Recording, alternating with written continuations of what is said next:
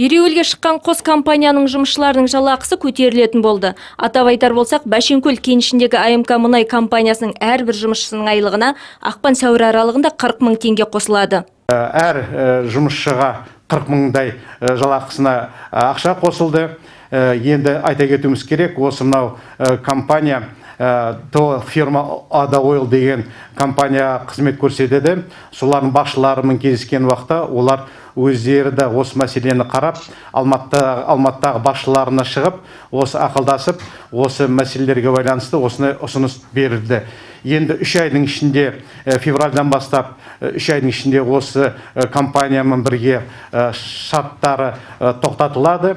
Сондықтан жаңадан шарт неткен уақытта, келіскен уақытта осы мәселелерді, осы жалақы туралы қаралады. Сондай-ақ Наурыз мерекесінде жұмысшыларға жалақының 50% көлемінде сыйақы беріледі. 1 мамырдан бастап барлық жұмысшылармен жаңа еңбек келісімшарты жасалып, мұнайшылар талаптары ескерілмек. Көкшеде кенішінде КМК мұнай компаниясының басшылығы да жалақыны өсіру туралы бұйрық шығарды. Еңбекақы экологиялық төлем мен тарифтік разряд есебінен көбейіп, мұнайшылар 220-260 мың теңге көлемінде айлық алады. Облыстық кәсіподақ орталығының басшысы еңбек дауының өршуі мұнай компаниясының кәсіподақ ұйымының жауапсыз жұмысынан деп атап өтті. Өр жерде жұмысын белсенділі көрсеткен жоқ. Жұмысшылар тиісті өздеріне ақпараттарды уақытылы ала алмаған. Кәсіподақтың төрағасы өз жұмыстан өзіне міндеттелген жұмысын күнделікті атқарып отырып, кәсіподақтың жұмысын толық атқармай жатқанын біздер жұмыс барысында көрдік. Қазіргі таңда әрине мәселе бәрі шешілді. Жұмысшылар талаптары оңды шешіліп жатыр.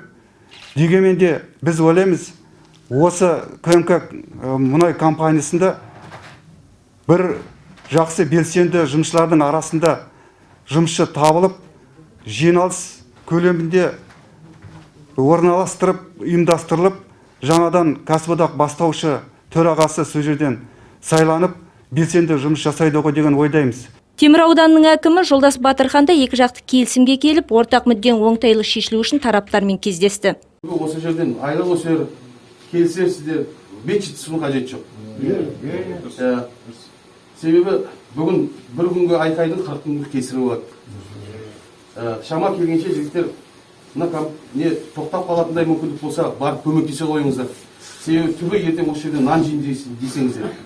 Солай ғой. Авариялық жағдай болып жатса, себебі ортақ бір мүдде ғой. Осыдан түсетін табыстан сіздердің айлықтарыңыз да оралады, компанияның табысы да оралады. Солай ғой. Сондықтан оның бір азаматтар жұмыс жасап жатса, оған қысым жасаудың қажеті жоқ.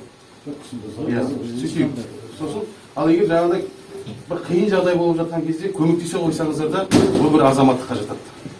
Күл болмасаң, гүл бол деп отырған меніңше дұрыс емес. Айта кетейік, 25 қаңтарда Темір аудандағы Көкжиде кенішінің 200-ге жуық жұмысшысы еңбек ақыларын 100% көтеруді талап етіп ереуілге шыққан еді.